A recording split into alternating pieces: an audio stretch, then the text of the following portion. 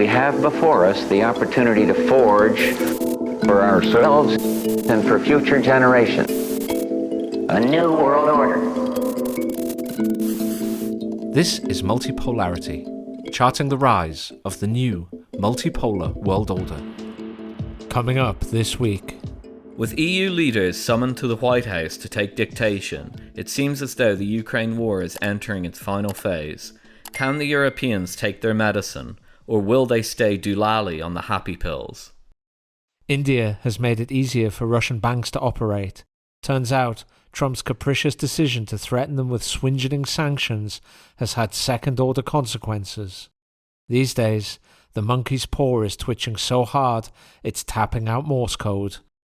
Finally, Goldman Sachs has estimated the winners and losers of the tariff wars, and the loser is US consumers, who can expect to bear 64% of the costs before Christmas. But first, all's fair in war. Yeah, the media's catching up to a lot, really. I mean, they're catching up to reality, and they've been janked into reality by two summits that took place in the United States. One took place in Alaska. That was Donald Trump's meeting with Russian President Vladimir Putin. And the other one was in DC at the White House, where Trump met Volodymyr Zelensky, the president of Ukraine, and he had an entourage of European fans with him. Those fans being apparently senior members of the leadership of Europe who were there acting as some sort of a moral support mechanism. The whole show was extremely strange. I'd say, in summary, what has actually happened, we can put it quite simply, is that Trump basically said to Putin, "We accept your terms." And then he turned around to the Ukrainians and he says, "You're going to accept the terms." And then the Europeans got incredibly confused, and then eventually they realized they're going to have to accept those terms too. What's so strange about this is that those terms, it's been extremely obvious that those terms would be the end terms for a long time. To my mind, since the start of the war.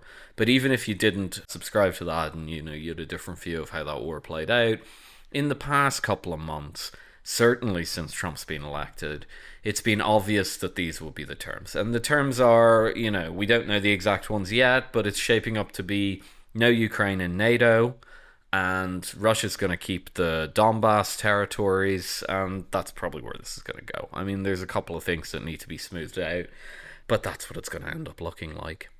And what's really interesting is watching the European leaders adjust to this in real time, and watching the media adjust to this in real time. Because what I've realized is, I think there are some people who are just lying about this, and they've known that this is going to be the reality for a while, but they've just lied about it because they wanted to grift more contracts, or they were making money out of the war somehow, or whatever. But it does appear to me that the true believers in the media and in politics, including apparently very senior leaders, were genuinely convinced that these were not going to be the terms. They were clearly living in some completely alternative reality space, and they're coming now to wake up to the fact that these are going to be the terms. I mean, it's going to be really, really interesting to watch in the coming weeks how these people are going to process a loss of a major war. It's going to completely undermine their credibility. They don't have much credibility left anyway. They're not popular domestically. None of these leaders are popular domestically. Their societies have extremely bad problems, economic, social, political. We talk about them all the time, the problems in Europe and in Britain too. So they don't have any credibility on that. And I guess it's not that they had any credibility on the war. Nobody cares that much about the war anymore. At least I'm talking about voters. There's a bunch of fanatics out there that care about it, but they're a very small group. I guess it's that they viewed themselves as having authority or credibility on the war issue. So it's like a small group of people who all hang around with each other, and they've identified their own totem. And despite the fact that everything's burning around them, if this one totem kind of sits up there on the hill and they can visit it every now and again, it props up their little tribe, right? And the totem's collapsing in front of their eyes, and it's going to be really interesting to see how they adjust. I mean, just, if the war gets put to bed and there's peace terms, what are these people going to talk about all the time? they can't turn their attention onto the problems that their domestic situation. They can't turn to those problems. They're intractable. They're too difficult. They've been getting worse year after year as these people have become obsessed with the war. So no surprises on what the end of Ukraine is going to look like. I think there's a lot of surprises lined up for us on how these European leaders are going to adjust. And the last thing I'd say is there's been this extremely weird meme floating around, I think put out by the Europeans, that Ukraine is going to get some sort of a security guarantee. So I guess the idea is you're not going to get Ukraine into NATO, so it's not covered under Article 5, which states, of course, that if one NATO member is attacked, all of them are attacked. But it's going to get security guarantees. What does that mean? I can't for the life of me figure out what that would mean. I mean, a security guarantee, like a guarantee, it's in the name. It's like you get a guarantee, like a warranty when you buy a TV, right? If the thing breaks down, you get another one. For a guarantee, there has to be the threat of force from your allies. And since that's what NATO does and Ukraine's not getting into it, there's not going to be any security guarantees. So I think the Trump administration is just kind of mollifying them and saying like, oh yeah, security guarantees, we'll talk about that down the line, security guarantees for Ukraine. But it's amazing to me how stupid these leaders are. I mean, it's just a complete binary. Either you have the Article 5 protection or you don't have security guarantees. There's no like gray area of security guarantees. So it'll be very interesting to see where that narrative goes too. My guess would be that it'll just kind of fade out, after a couple of days or weeks or whatever. They'll just stop saying this new word that some like incompetent general has told them. The general himself has not been able to plan properly for the war and doesn't understand military industrial power and all that. Now he's come up with this new term, securocrat speak, like security guarantee, and it's bopping around the empty heads of these European leaders. But yeah, it'll be interesting to see how things play out. Look, I'm saying that as in this is a foregone conclusion that this is all going to click into place. It might not, okay? Something might happen. But the Europeans and the press seem like they're pretty much accepting what's going on. And once they accept it, there's no more opposition to the peace plan. So it looks to me like it's going ahead. Although I will say there's still pretty good odds on Polymarket if you want to make a bet in that direction. Andrew, maybe you disagree with me? Well, I tell you what I can do, Philip, is I can explain what these guys are talking about when they talk about security guarantees. You might have heard on several occasions when the European Union is negotiating on trade matters, the European Union, like the US, when it comes to trade, is a terms dictator. It's not a terms taker. It doesn't negotiate. It offers terms and you either accept or you decline when it comes to trade. And quite often what they'll do is when they're dealing with some kind of trade negotiations interlocutor who is squirming because the terms of the deal that the EU is seeking to impose has some kind of nightmarish political connotations from a domestic perspective. One of the things the EU will say is they will say, look, we're not going to change this, we're not going to negotiate on this, but what we'll do is our people will work with your people to see if we can find a way of wording this so that you don't get crucified at the next election by your domestic voters because we screwed you over on this. You hear that, like if you look out for it, you will hear that a lot when it comes to European negotiations. We in Britain heard it a lot with Brexit negotiations.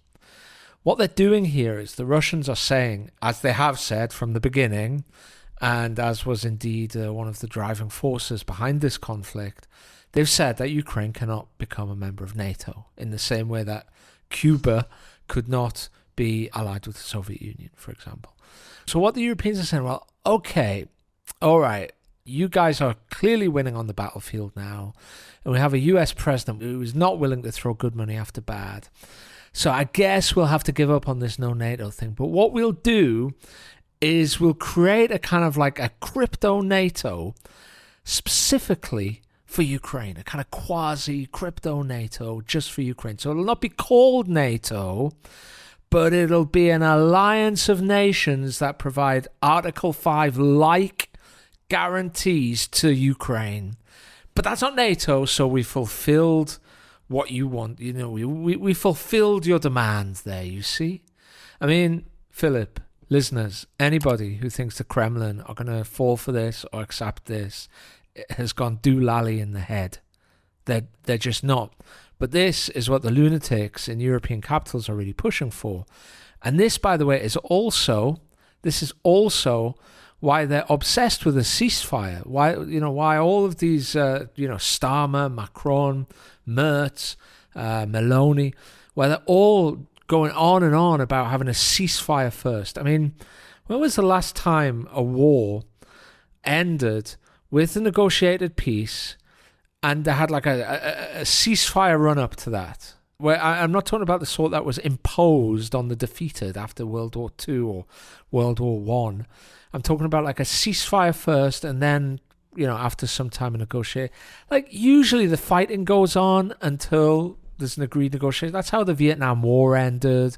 The fighting in Afghanistan went on even as Trump was negotiating with the Taliban for an ultimate US withdrawal. It is not necessary, and history has proven this, a ceasefire is not a predicate to a peace. But why is the European Union asking for this? Like, why are they demanding the ceasefire?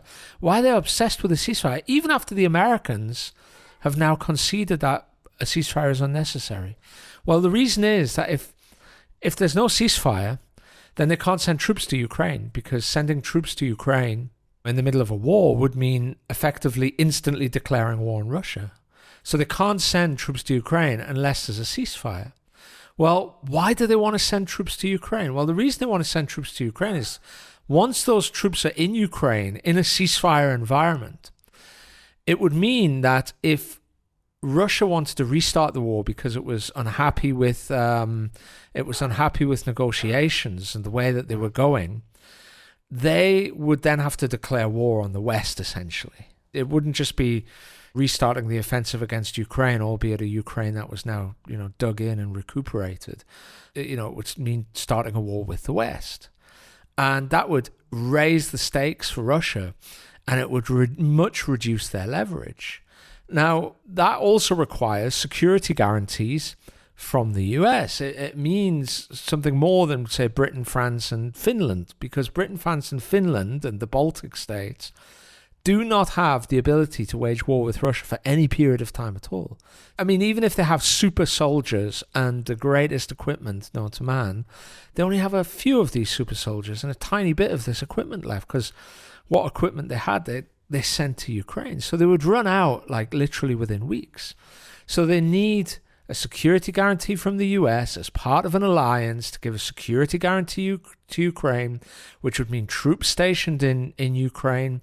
And that requires a ceasefire first to get all of this in place. And once all that's there, they understand, rightly so, that Russia would be in a much weaker position and they could negotiate from a big position of strength. Okay, that's what they're doing. That's why they're talking about ceasefires. That's why they're talking about security guarantees. It's literally because of that. Like that's how they see the sequence of events going. But they're balmy to think that, the Russians would swallow any of this. I mean, it's like, okay, it's not the full-on surrender that the West has been demanding of the Kremlin until now. It's not like you're going to pay reparations and send your politicians for war crimes tribunals and hand back all of the territory and allow us to ethnically cleanse Crimea or whatever other harebrained scheme they had. Okay, it's not quite that, but it certainly pays no heed to the realistic balance on the battlefield and in terms of political fortitude here and political staying power.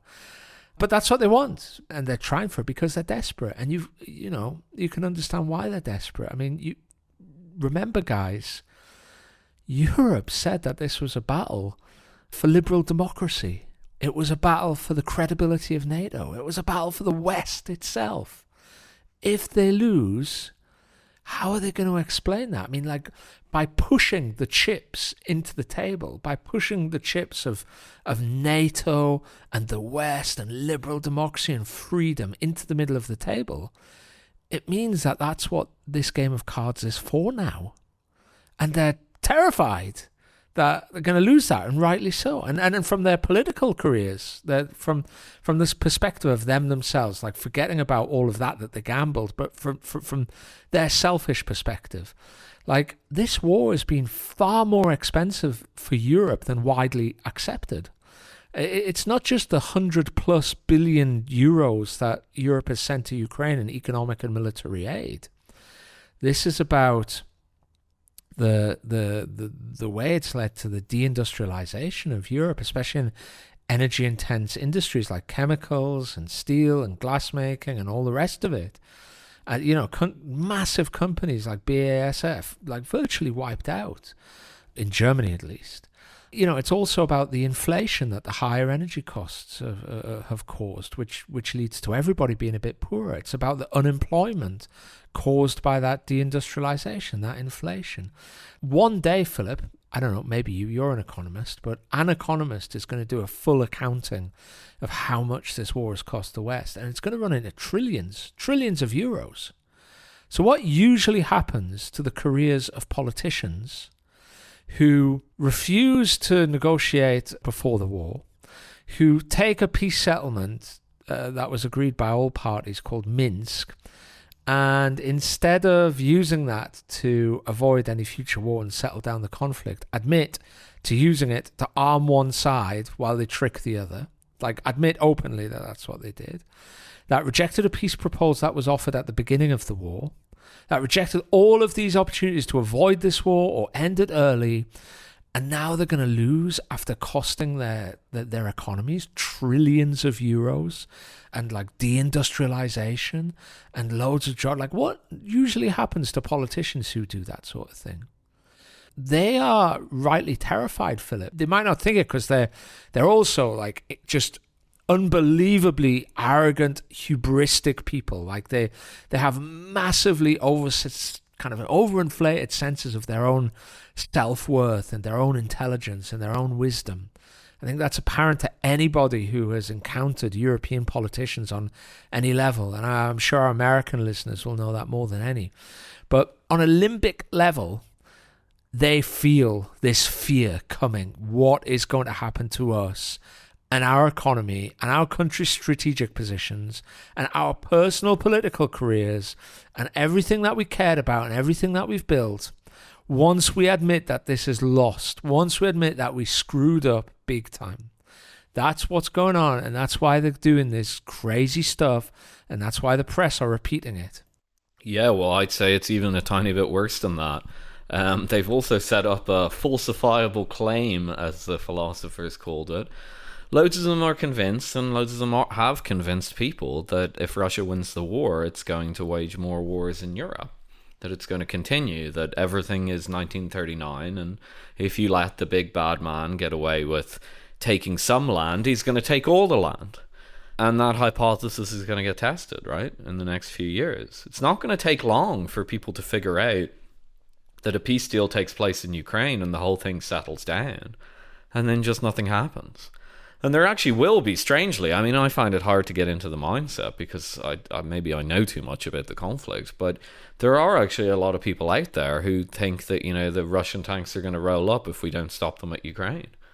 And that's a pretty clear falsification, I mean, just to go back kind of like to the pandemic, there were critics of those policies and so on, but there was never really a moment where either side had a really falsifiable claim that was tested. It all sort of petered out, and everybody kind of has their opinion of what happened during the pandemic, And you can't really prove it either way, like in simplistic kind of terms, But this has clear falsifiability criteria.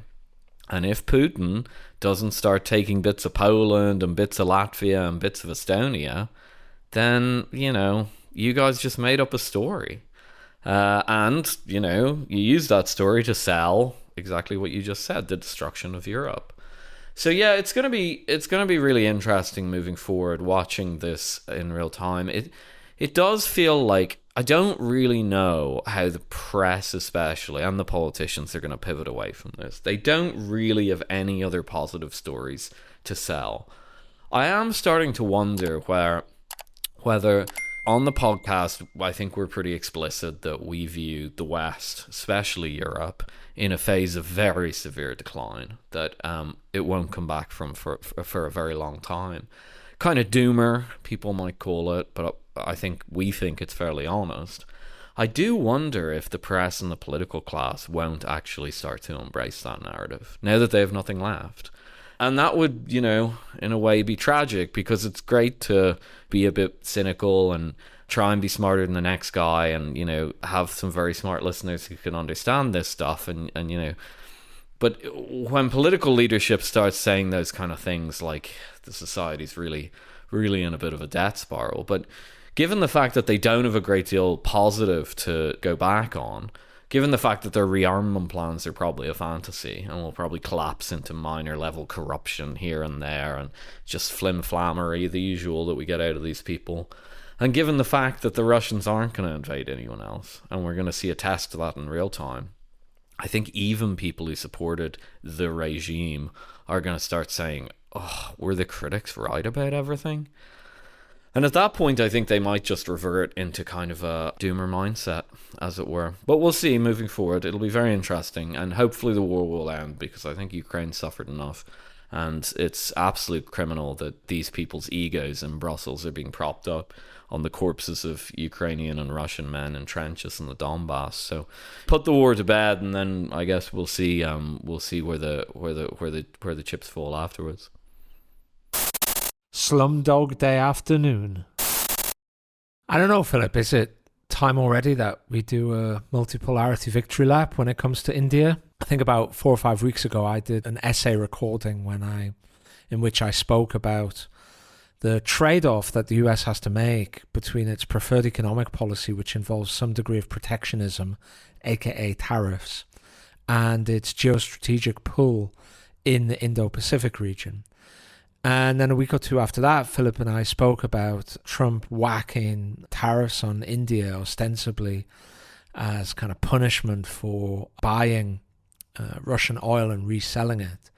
But also, I think it's fair to say, as punishment for what Trump might call India's very unfair trade practices. Now, at the time, we said, well, okay, we've got a little bit of sympathy for that here at Multipolarity. I mean, I wouldn't say we're in favor of Trump's tariff policy as it is currently conceived and being executed.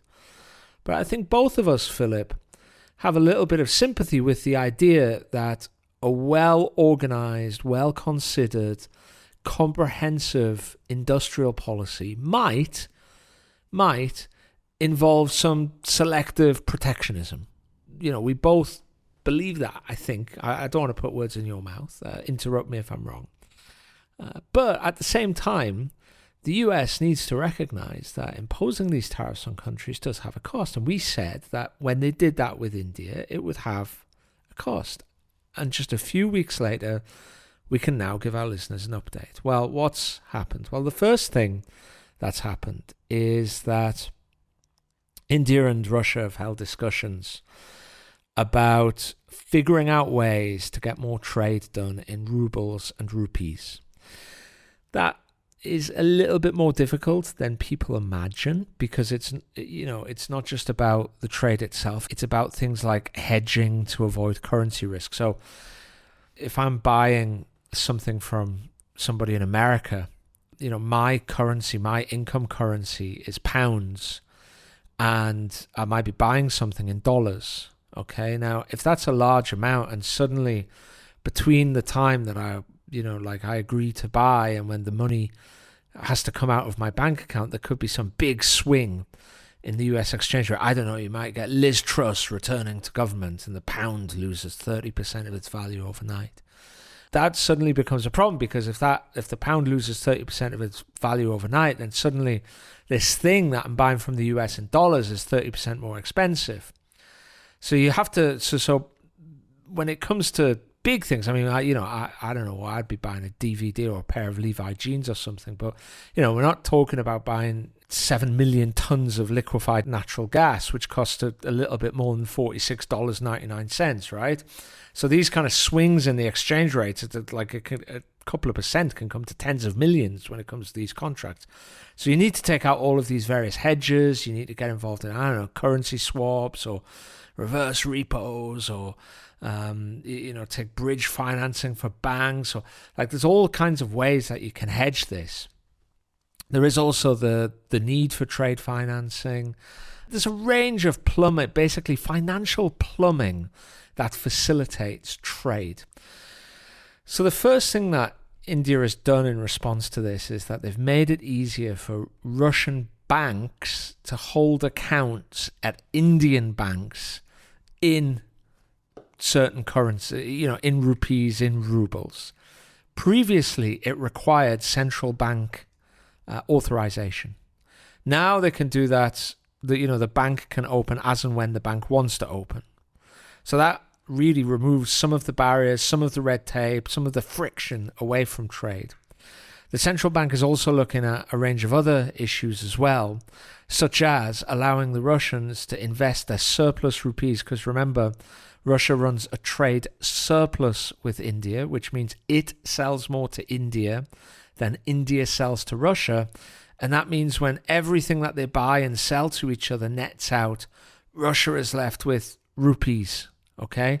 Now, you can't go to the UK and buy stuff with rupees. You can't go to the US and buy stuff with rupees. So as Russia accumulates more and more of these rupees, unless India and Russia find a way to balance their trade, Russia's going to accumulate more and more of these rupees.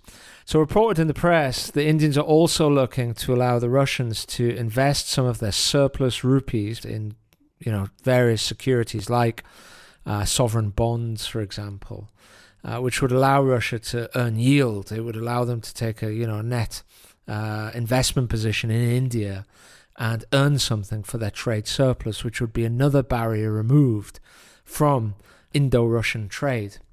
Meantime, there's been something of a thaw in relations, or a kind of a mild détente, I would say, in relations between India and China. We've recently had the Chinese foreign minister come to visit India, Wang Yi, or Yi Wang, to visit India, very friendly, and both Wang and the Indian External Affairs Minister, Jai Shankar, agreed that from now China and India would view each other as, the exact wording was, as partners, not rivals. Now, almost instantly, within a day of that meeting being finished, the Chinese have lifted export restrictions to India on fertilizers, rare earths, and tunnel boring machines. So this meeting has obviously borne fruit. Whatever India has promised, whatever both sides have agreed, this has borne fruit. This is pretty much exactly what we said was going to happen. And this is important because India was crucial for the United States' plan to contain China.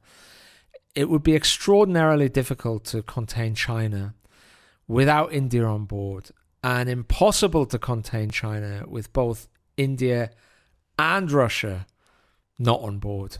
Okay, so if India switches more and more into the Chinese camp, with Russia being where it is now because of US policy in Ukraine, and bear in mind both of these are the results of US policy in Ukraine to a certain degree, then any US efforts to contain China are essentially done. They're essentially finished. I mean, India was an important part of this. The US had been grooming and trying to sweetheart India for years. India was a member of the Quad, which was a big kind of Indo-Pacific security arrangement with Australia and Japan and the US. It was a place that was seen as an alternative for offshoring manufacturing instead of China. Now, I think I'm right in saying a third of iPhones are made in India, for example. And that was seen as a kind of forerunner to get everything across India. India's got like a very big population. It's got plenty of people who could work in factories. It's got plenty of room for urbanization, as China has and still does, in fact. So, India was seen as, hey, maybe this is China in the 1990s or early 2000s, right? Maybe. And after all of these efforts that have gone into grooming India and drawing it into the Western camp, click your fingers, And now we've seen India revert to...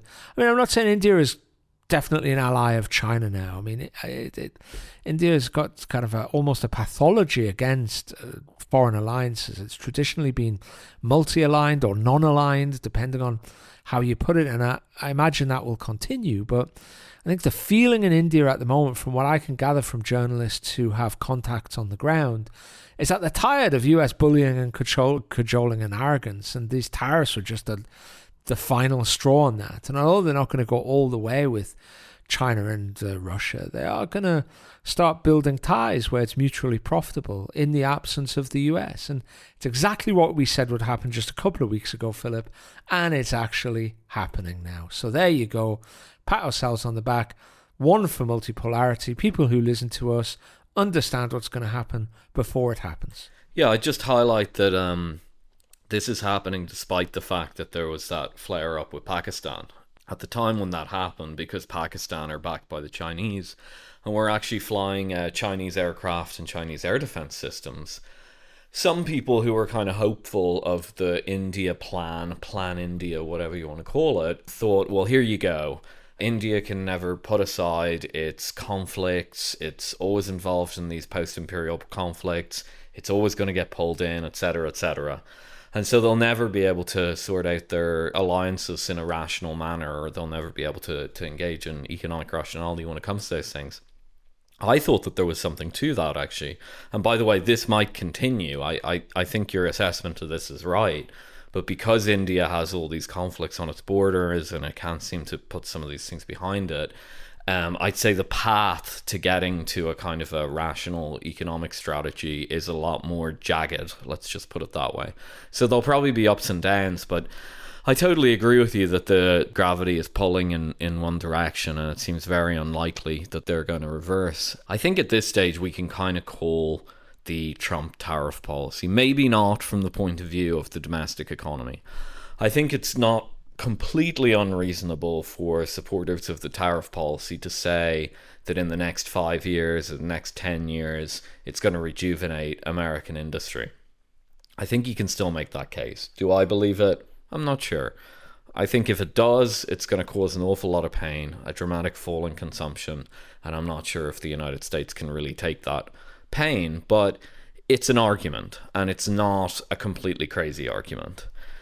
The idea that the tariff policy could restructure America's relations with the world as it changes toward multipolarity and so on, in a way that maximized America's advantage strategically and rationally, that is, recognizing that the empire's over, that the unipolar moment's over, recognizing that and saying, okay, can we carve out the best deals possible out of our remaining global power?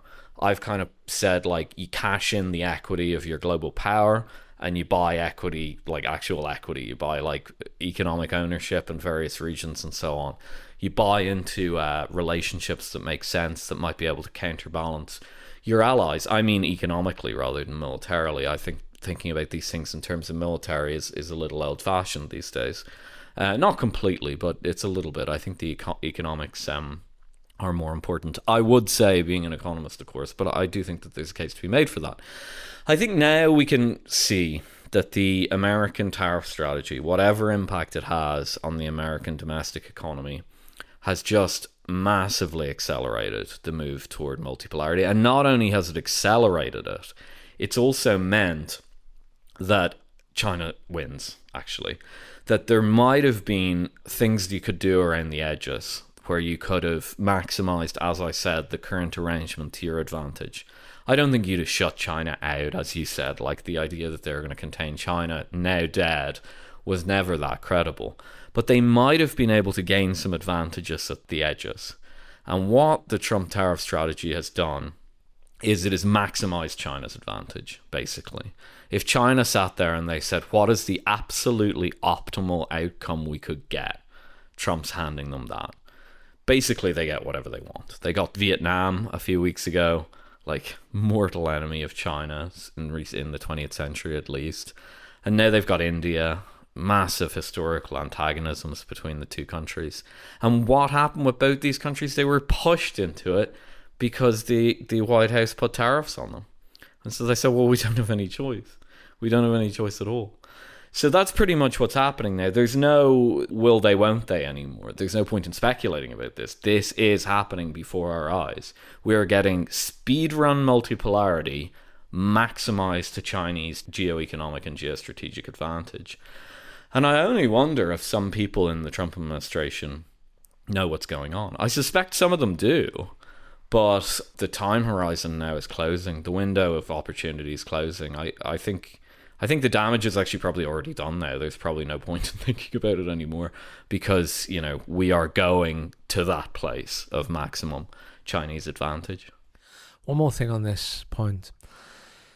When people hear us say this, they quite often assume that what we mean is that India will now be part of a China-centric alliance, something like NATO combined with the EU, and it'll be unbreakable and they'll agree on everything.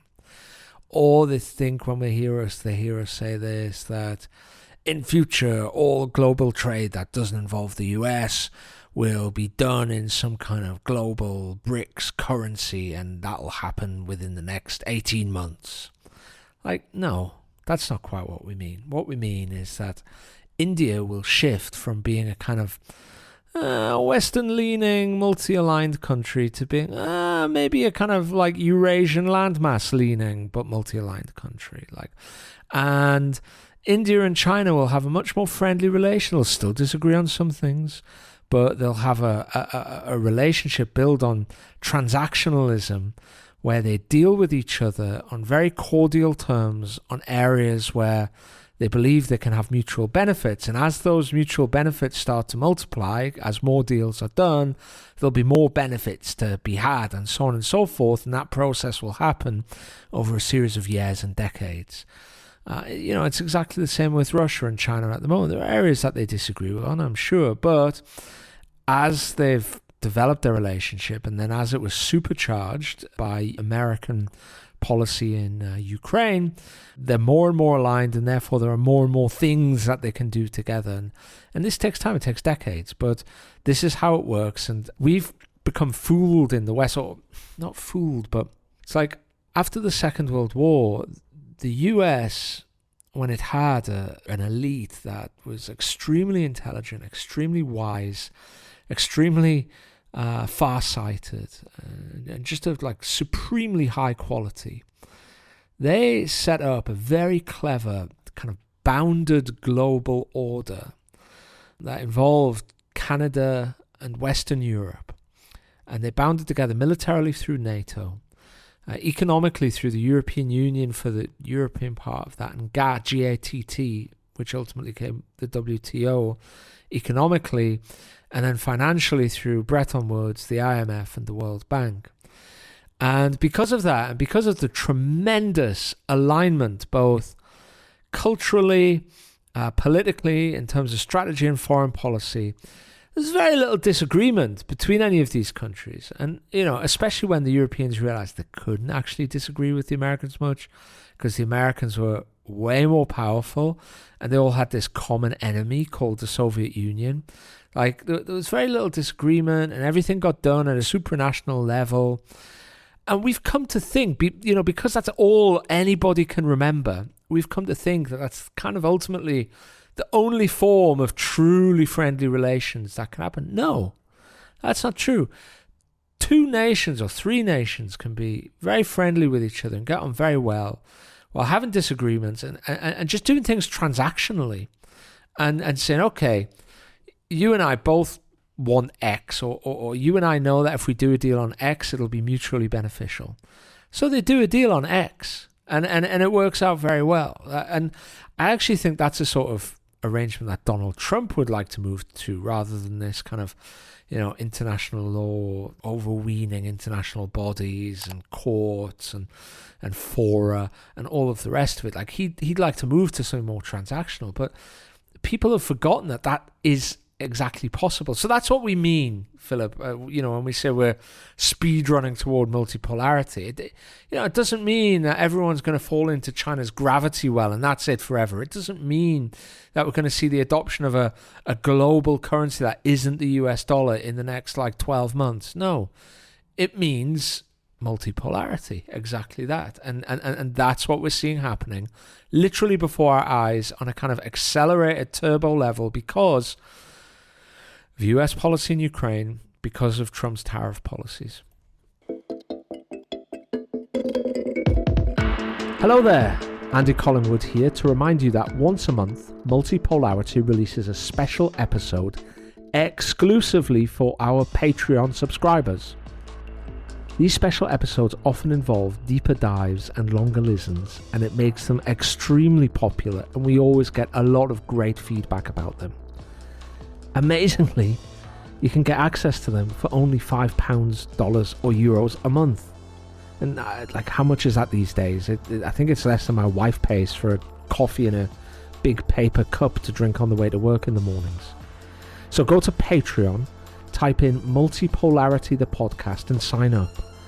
When you do, you'll get the full back catalogue and all the future special episodes. You can cancel at any time, but nobody ever does because it's a blinding deal. So, sign up, pay some money, get a great deal. Now, back to the show. Shite Christmas. So we'll just do a quick tariff update based on some data that's come out this week from Goldman Sachs, I believe. So Goldman Sachs, the economists at Goldman Sachs, who I actually rate pretty highly, have done some estimates on who's been absorbing the costs of the tariffs so far.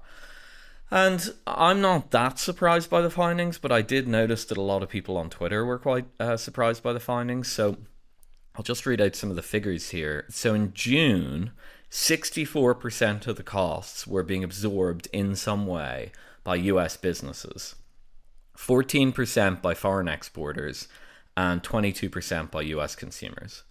And according to the Goldman Sachs research, by October, so that's 5 weeks away, 67% of the costs are going to be borne by US consumers. So complete flip from consumers to businesses. 8% by US businesses, 25% by foreign exporters. So why is this? Well, there's a multitude of different reasons. I think the most important personally is that you can run up inventory as a company. So if you have warning in advance that tariffs are going to be put in place, the rational thing to do is double or triple your order. Hold more stuff in your inventory. But inventory has limited space. Trends can change over the long term. You could get stuck with a lot of product and so on. So there's only so much inventory you can load up on. My guess is an inventory cycle is usually 3 months, and what US businesses have done in the face of the tariffs is they've doubled it or something, maybe 1.5 doubled it, something like that. When you take into account storage space, potential that the tariff war could not take place, etc., you probably double it. There are other reasons too. People don't want to front run the costs. They're kind of all watching. The businesses are all watching each other and saying, can we raise the costs yet? Can we raise the costs yet? And if you're a shrewd businessman, you might take a little bit of a hit, or you might jack up your inventory a little bit more so that you can gain some market share during this, because market share is often kind of sticky, right? If you can gain the market share, even this month or this month and next, you can keep that market share. I don't mean that in terms of people going down to the shop. I mean suppliers. I mean suppliers, wholesale suppliers for shops or stores, as they call them in America. So what does all this mean? Well, it means if the Goldman Sachs research is correct, or even ballpark correct, inflation should start going up in October, November. Slightly earlier than I thought. I thought it would probably start to go up around January. If Goldman Sachs are right, October, November. So we're literally weeks away. The last CPI print showed that the CPI was effectively flat. That doesn't mean zero. It means it stayed at 2.7% in July, which was the same as June.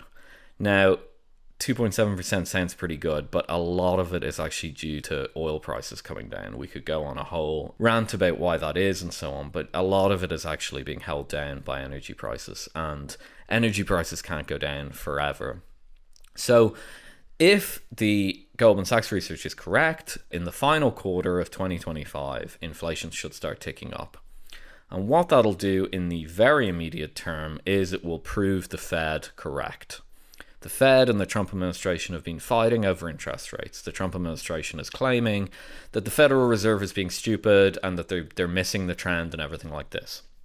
And actually, I kind of have some sympathy for that because Jerome Powell, the current Fed chair, missed the inflation of 2020, 2022, 2023.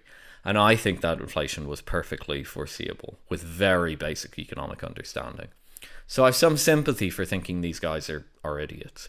But this time around, I think Jerome Powell and the Fed board is right. I think tariffs do feed into inflation. Thinking otherwise, I mean, there's a chance they won't, but I don't understand why that would happen. It's a mechanical relationship. You raise the price, it goes up in the CPI basket. Trump has just, I think, appointed or at least nominated Stephen Moran, who was on his Council of Economic Advisors, to go on the Fed board and presumably to try and pressure them to lower rates. So, big concerted effort on the Trump administration, a bit of political capital spent trying to oppose Fed policy. And if the inflation ticks up again, the Fed is definitely going to come out and slyly say, we were right and these tariff increases are to blame. So you're not just saying the Trump administration then is wrong, you're also winking and nodding and saying not only are they wrong, but their policies have caused it. In terms of the economics of it, it means higher rates. It means the 10-year is probably going to rise. It's well above 4%. I think it's hovering around 4.3 or something. 200 basis points, that is 2% higher than the European equivalent. This is de-dollarizing the market for foreign currency loans. We've talked about this in the past. It's called reverse Yankee deals, for example, the American companies borrowing in the euro market. That'll probably only get worse. By the way, if Trump does succeed in forcing the Fed to lower rates, I'll bet the 10-year isn't actually going to be affected that much because markets will just say, we don't buy it. I don't think the Trump administration actually understands that, or at least some people in the Trump administration don't understand that. So that's where we are. I think the Goldman guys are usually pretty good if they've done a deep dive into this rather than my kind of guesswork. I think they're probably more credible than my guesswork. So watch out. October, November, definitely coming up to Christmas, prices could start rising again. And I think that's going to have a big impact on the Trump administration in the opinion polls. They're already not doing great. They're losing independence. There's a kind of a crack in their base because of the Israel issue and so on, and the Epstein thing. And so pile in a few price rises up to Christmas, and Democrats coming out and pointing to the 20% increase in the price of turkey, and you've got a recipe for not disaster, but for some definite pain, not just for consumers, but for the administration itself.